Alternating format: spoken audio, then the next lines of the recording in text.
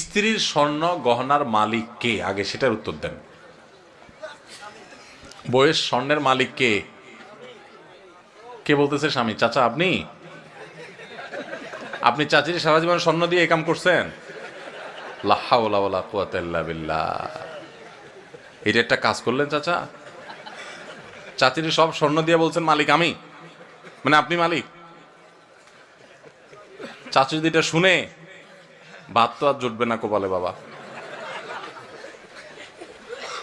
আচ্ছা আপনারা বলেন, বউয়ের স্বর্ণের মালিক কে? বউ নিজে। বুঝে উত্তর দিছেন?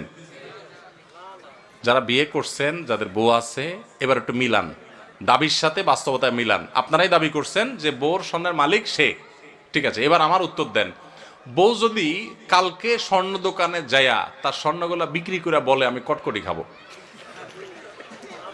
আপনি কিছু বলবেন না বলবেন না? বাস্তবতা বলেন, আমাদের সমাজের বাস্তবতা। স্বামী যদি, বউ যদি যায় তার সব স্বর্ণ বিক্রি করে টাকা পয়সা আয় না, কিছু তার বাপেরে কিছু তার মায়েরে মানুষকে দিয়ে দিল, তার মনে হচ্ছে একটু চাইনিজ কিনে এনে খাইলো, একটু শাড়ি চুড়ি কিনলো, টাকা উড়াইলো, আপনি কি কিছু বলবেন নাকি বলবেন না? শুধু বলবেন না আরো কিছু? সব ফেরেশতা নাকি এলাকার মানুষ? শুধু বলবেন না আরো কিছু? বলবেন যে তোমার সাহস কত বড়, কলিজা কত বড় তোমার, এত কষ্ট করে আমার রথের কামাই করা স্বর্ণের টাকা বিদেশ থেকে আনছি, কষ্ট করে জমাইছি, কিনছি, আর তুমি যা বেঁচে আসলে একটাবার জিজ্ঞাসা করলা না? তোমার কত বড় কলিজা। সেদিন এসপার ওসপার কিছু একটা হবে কি হবে না? তাহলে একটু আগে বললেন বউয়ের স্বর্ণের মালিক বউ, এখন আবার যে মালিক তার জিনিস সে বিক্রি করলে আপনি বলার কে? কথা কি বুঝছেন না বুঝেন নাই? আমাদের দেশে স্বামী স্ত্রীর পারস্পরিক টাকা পয়সা, স্বর্ণ গহনা, এগুলোর ক্ষেত্রে বড় ধরনের একটা ঘাপলা আছে। ঘাপলা ঘাপলা ঘাপলা বুঝেন? একটা গোজামিল আছে, গোজামিল। এই যে জাকাতের প্রশ্ন আসছে, আমি জানি গোজামিলটা কেন আছে। বউয়ের স্বর্ণ, এটার মালিক কে জিজ্ঞেস করলে আপনারা নারায়ে তাকবীর বলেন যে হ্যাঁ বউ মালিক, আবার বেচতে গেলে আপনি বাধা দেন। আবার বিদেশ যাওয়ার সময় বলেন যে স্বর্ণগুলো দাও, বেচে দিই, কত স্বর্ণ হয়ে যাবে। তো সে মালিক হলে আপনি নেওয়ার কে? আপনি তো তার কাছে দরখাস্ত লিখবেন, বরাবর ম্যানেজার অত্র বাসা, বিষয় ঋণ মঞ্জুরির আবেদন, জনাব যথাবিহিত সম্মান প্রদর্শন পূর্বক নিবেদন এই যে আমি অধম গরিবের ছেলে, বিদেশ যাওয়ার নিয়ত করিয়াছি, আমার ভিসা টিকিট ইত্যাদির টাকা ব্যবস্থা করার ক্ষমতা নাই।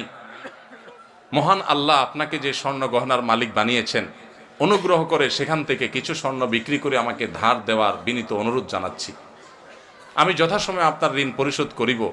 আমার ঋণ সুদমুক্ত ঋণ মঞ্জুর করিয়া আপনি বাধিত করবেন, বিনীত আপনার অধম স্বামী। আপনি তো এরকম দরখাস্ত লিখবেন, না লেখা তার স্বর্ণ নিয়ে বেঁচে চলে আসতেছেন। তাহলে বোঝা গেল মুখে বলতেছেন সে মালিক, বাস্তবে কিন্তু আপনার আচরণ দ্বারা প্রমাণ করতেছেন সে মালিক না, তাকে আপনি জাস্ট দিছেন, মনে চাইলে নিয়ে যাচ্ছেন। স্বামী স্ত্রীর অ্যাকাউন্ট একেবারে পরিষ্কার হতে হবে।